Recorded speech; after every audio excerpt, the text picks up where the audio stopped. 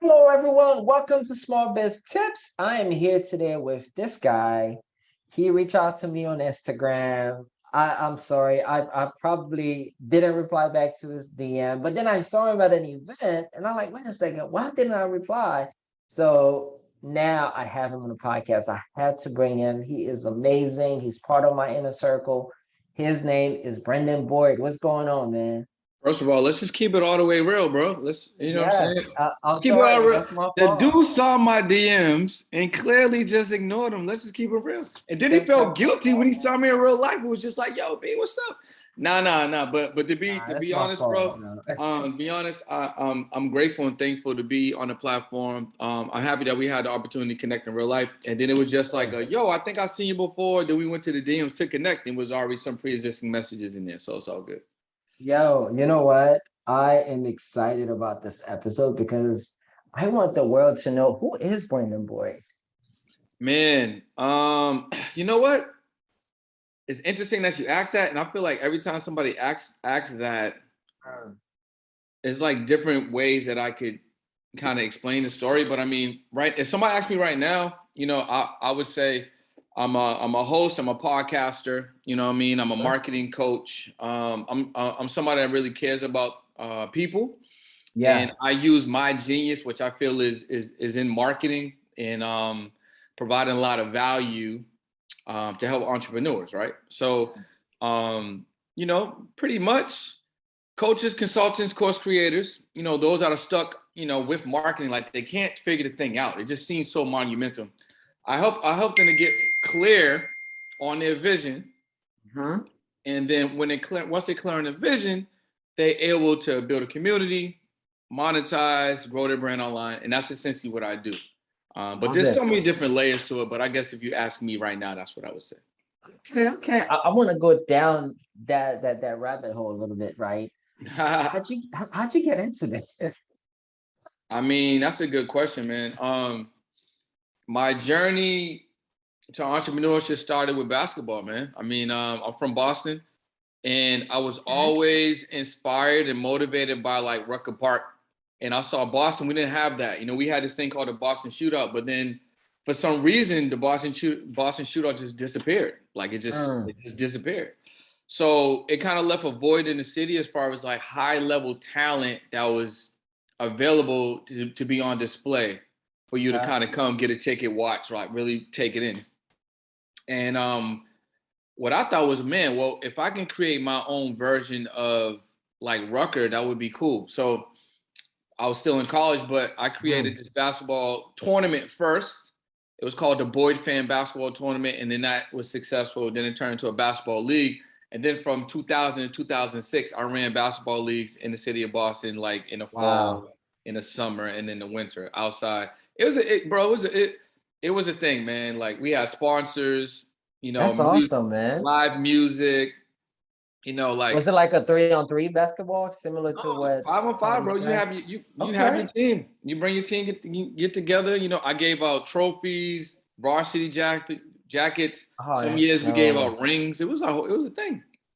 It was a That's thing. dope. So Yeah. how did you go from that, right, doing basketball leagues to coaching consultants and coaches, helping them with marketing? Like what happened that made that switch? So that's an interesting question. What what I don't really have too many regrets, right? But one of the Mhm. regrets I would say I do have is me when I transitioned to my next business, which was in fashion. I co-founded a clothing company with a friend of mine. I stopped doing the basketball thing completely because I wanted to focus on that. But Okay. in retrospect, I wish I would have kept it going because it helped a lot of like youth, and it was just something for the city. What I am inspired and happy about is that league inspired other people in the city to create leagues too and do tournaments. So That's that was dope. cool. But I transitioned to clothing. I ran a brand for 10 years. Let me just tell your viewers this, and you listen to this. One of our biggest contributions to fashion, I'm pretty sure everyone had it on. And it was my biggest learning lesson in business, which is why I want to Mhm. share that. And that's why I'm getting close to the screen. Yeah, yeah, I can. I'm like And it sitting on my and why seats and why my and already. why my voice inflection is changing a little bit because I want to make sure you guys pay attention. All right, so look, I want everyone to that if you're in business right now, product, service, information, whatever the SaaS, whatever, get your trademarks, get Mm, your copyrights, get your patents. Right. So what we did, IPs. we revolutionized the fashion game by taking a sweatpant and taking, let me see, I got a hoodie right here, and taking just this right here, this little it's called a ribbon. And Yeah. what we did was we took the sweatpant and we put the ribbon right here. And then we created the jogger sweat. So now your sneakers is highlighted, your shoes is highlighted, it's slim fit, it just looks That's phenomenal. okay. We created that, Wow. but what we didn't do was patent it because we Oh, didn't, my business partner and I, we just didn't understand the process, and we didn't have a mentor or a coach to guide. We were just ignorant to knowing that that is something that we should patent, present, yeah. package, roll out, right, protect. Bro, let me tell you, that's $1 billion. That one product is $1 billion product. Wow. Generational wealth just off of that. So I know we Sheesh. just started the pod, but I want to give you listeners, like some gems. Whatever you Yes, guys have, please. whatever you're doing, I implore that you contact a patent attorney or a copyright attorney.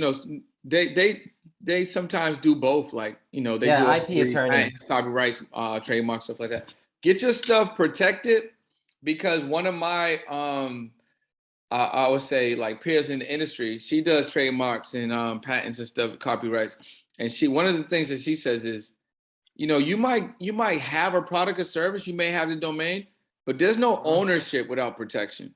And I would Say 100% that agree. again. Say that again. There So you is may no. have so you may have a brand name, you may have the domain, Mm-hmm. but there's no true ownership of that entity without the protection. Because what if I'm like, okay, wow, this dude's popping. This is a nice little name. Let's say it's called Red Stripe. Well, I mean that's actually a thing. But let's say it's called Blue Stripe. Yeah. And Blue Stripe is just rocking. And I'm just in the background like, oh, this Blue Stripe thing's a thing. What if I'm just like, oh, Doesn't it there's on no, it. there's no trademark, there's no copyright, there's no I could just buy it, and now you gotta come through me. Now you Wow. own your thing. Now I just jacked your thing, but you can't get mad because it's Yeah. mine because you You didn't didn't do do what the you need work. to do. So now I can be relentlessly um not easy to work with Yeah. unless I'm compensated properly, or I could put together a very one-sided agreement or contract that would favor me Wow. and put you in a position to decide, hey, do you want to spend a fortune? Do you Yeah. want, you know what I'm saying? Or do you want, or now do you need to rebrand as a result of not getting that protection? And now, how is that going to have an effect on what you've built? Yeah. That's that. Oh man, that's like you do your whole sweat and tears that you put into something gone overnight because you didn't protect it. Because you're in Now, protected. So there's no ownership. There's no true ownership without protection. I love it. That's an Instagrammable quote right there. I Yeah, I like know. I that. know we kind of diverted, but yeah. So Nah, that's basically, not. This is good. So basically what happened to fashion. you I was in then? fashion for 10 years. We had a cultural impact, and then my business partner and I, we couldn't coexist in the same car, let's just say. And then I got Wow. into real estate, and real estate was moving and grooving. But even through fashion and real estate, one of the things I would maintain was my interest in connecting people Uh-huh. and delivering messages. And I did not know that was marketing until one day I realized it was marketing. I was like, oh, this is marketing, right? And you've been doing it for a long time. I've been doing some form of it for a while. And then I've always been great on like advising and giving advice. So I think the marketing coaching aspect Uh-huh. revealed itself once I moved to LA and things just started moving a little bit faster. So I got some questions around there, right? Let's get There's it. been a fast track growth of a lot of coaches and consultants lately, Yeah. right? I just spoke to a young lady. She'll build like a group of 300 life coaches that she built over time, Mm. right?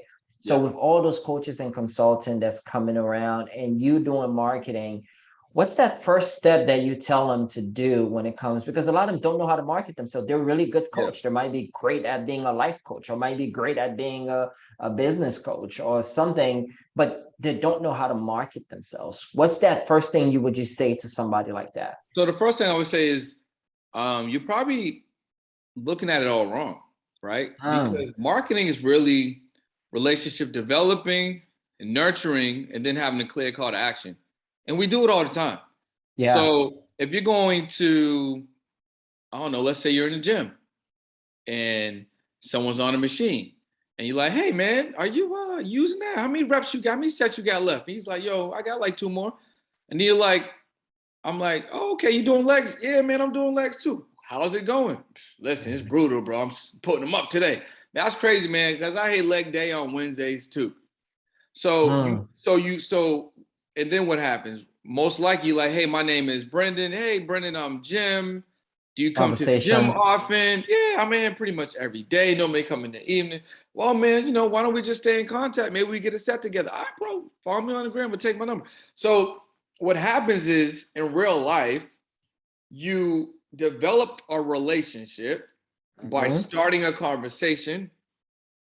From there, you nurture that conversation, and nurturing can happen depends on where the person is or your potential, client or prospect. It can happen Huh? in the same day or it can happen in 12 months. It just depends how much nurturing that person, that client needs, depending on where they are. And Timing. you have to have a call to action because if you don't have a call to action, then you're not able to close that situation. And I don't want it to be misinterpreted. All call to actions are not to sell. Hmm. It's just clear messages that lead somewhere or give you Yeah, to the give you next something step. of value so then you can follow up later. Yeah, Like for instance, the only reason why we're on this podcast, well, there's a couple reasons, but one of the reasons why we're on the podcast is because when we were in person, right, we yeah, established that relationship. There was some nurturing that happened, but when you're in certain environments, nurturing happens faster, yeah. right? And then we set a date, which was a call to action that held us both accountable. And then today's the date, today's the time, and we're on the podcast. Oh, That's that's marketing. it. That's it. That's I love marketing. it. Now I all you think, gotta do is just do that a bunch of different times in a bunch of different ways, and then send these people yeah. somewhere, a la group, paid or unpaid group, email list, text community, and you gotta let Mhm. people know what you do. I love it. I love it. I love the simplicity because I think a lot of us make things more complicated than what it is, right? Like Yeah, we think too much, we overanalyze things and end up not doing anything. So takes me to my next question is you work with a lot of coaches and consultant, right? What has been some of the wins that they've gotten from working with you? And how's that? Because you mentioned something earlier that stuck with me. You said, hey, you built that league and then other people start building their own league. So you created impact. yeah. So what has been some of the impact that you had with what you're doing now? I think the biggest impact that um, you know the people that work with me have, and I'll share some of their wins, and some of the biggest impact they'll continue to have is going to be around mindset, right? Mm, Because at the end of the day, you're only going to go as far as you believe. So if you can't borrow, yeah. if you don't have the self confidence or the belief, and you can't borrow it from your coach or a peer or a mentor or whatever, Hmm. it's gonna be difficult for you to hit that monthly goal or that annual Mm, goal or whatever you're trying to get at. So I would say the biggest impact is definitely mindset. Is definitely mindset because if you don't believe it, it can't. It's cliche. If you can't believe it, you can't achieve it. But you that's can what it achieve is. it, but it's the truth. 100%. So some client wins, like some clients having their first 3K days. Nice. I had a client whose goal was to have 5K in a month. She says she did 75 in a week. Congrats That, to that's her. pretty that's pretty good. Um, you know, going and hosting their own virtual events for the first time and having actually 20, 30 people in those events. That's Um, awesome. Having their first 10K, 15K months, things like I that. love it. I love it. Um, So so yeah, I also want to talk about, right, that's your client wins, but let's also talk about your business, right? Because yeah. at the end of the day, that's your business. You know, what has been some of the the challenges that you go through as you grow this business? Because you've been an entrepreneur for a long time, right? Yeah. You've seen the ups and downs for several different businesses. When you transition from one business to another, what has been some of the wins and also some of the challenges that you noticed? Um, for me, one of the biggest challenges for me has always been, allowing other people to do stuff. You know what I'm saying? Like Let's talk about that. implementing, and delegating certain tasks. Okay. Um, I think for me, that's always been something because, I'll feel like, all right, bro, you're taking a little bit too long. I'm gonna just do this myself. You know what I'm saying? But it's like if you want to grow, you need to do that. And not only do you need to do that, you need to allow other people to come in and handle some things so you can actually focus on the high ROI activities, Mm-hmm. right? Because if you're spread too thin, it's gonna be difficult for you to grow if you're not paying attention to areas where you should be paying attention to so you can grow. So I I think see. I think that, and then one of some of the good things that have worked for me would be like actually bringing people on, Yeah. using software, getting more familiar with automations, starting to be more prolific and being on more platforms. I think one of the secrets is actually this, and I feel like a lot of entrepreneurs don't do this, and that's like giving away value that's actually like useful. Mm. Because some people just they make content and the content is not useful. Yeah. So like if They're you want just a putting cheat things code, out there. yeah, make content that's useful. So for instance, if I can go to your page and I can watch a video, and not only am I going to receive some value, but the value is so good that if I use it, I can get a result. That's what people want. So Yeah. if your content is like that, it's going to be a lot easier for you to build community, build bridges, monetize, get these people to convert higher because Mm-hmm. that's what's going to separate you from other pages. Because a lot of people, first of all, people operate from a scarcity mindset. So if you're operating from scarcity, they don't want to give you nothing either unless you pay. So that's number Yeah. one. And then secondly, the content that they are giving is good, but it's not of any use. Mm-hmm. You know what I'm saying? It's just like, yeah, I I give get it. it. I get it. Yeah, Yeah, you're just putting things out just there putting just to things put out things there. out there, So you if you know. can if you can put things out there that's valuable and I can get something from it and I can implement, I'm gonna come back for more. That's And it. then that's And the how more you you and come that's how you back, start to 100%. Yep. parts of the marketing, which takes me to my next question, because you said something here, right? One of your challenges was delegating, and then you said the way you solve it is by hiring. What has been your hiring process, right? Are you doing one, two, three interviews? Like Yeah. how you go identifying who you want to hire? Tell us a bit more about that. So I would say like I've heard this before and I think it's true. You gotta like hire slow and fire fast. You know what I'm saying? Mhm. Hire slow and fire fast.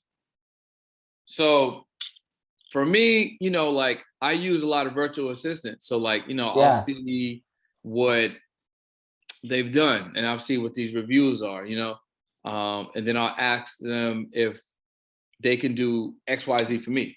So Hmm. then I might give them like a week, maybe I might give them a month, and I'll see what's the result of it, see what the assets are, what the deliverables are at this point. And if it's to the level, and I'm like, all right, cool, let's rock out.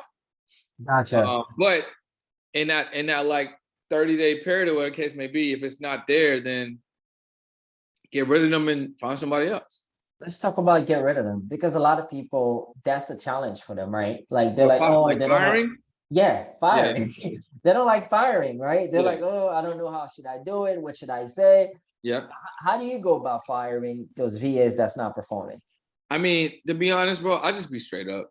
like I was in an interview process last week, Yeah. and it was, I think it was 4 VAs or whatever, and it's on Mhm. Zoom, and they're on, and it's like this, right? I can see them, Yeah. they can see me, and I'll hear them out. For me, I'm listening. I'm looking for like people that are, they're thinkers.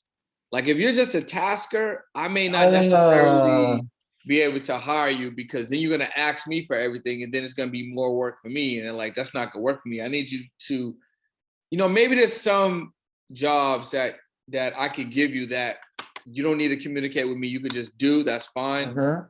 But if there's a job that I actually need you for to relieve me of something, and then you can't think, so you can't, pivot or act on the fly, and then you have to ask me the next things, then it's like, it's Mm. not. What am I doing? Like you're not gonna work. Ooh, So so to be honest, it would be like, you just gotta be straight up. Hey man, look, I really appreciate you sharing me what you got going on. But it's just not gonna work. I'm gonna just be honest. Like what I'm looking for is a little bit different. I don't think that we align. So I wish you the best, and I know that you're about to, you're gonna get a job fast, but maybe in the future there will be some alignment, and I would love to work with you. Like that's how I would do it. I love it. I love you give the language and it's straight up and it's focused.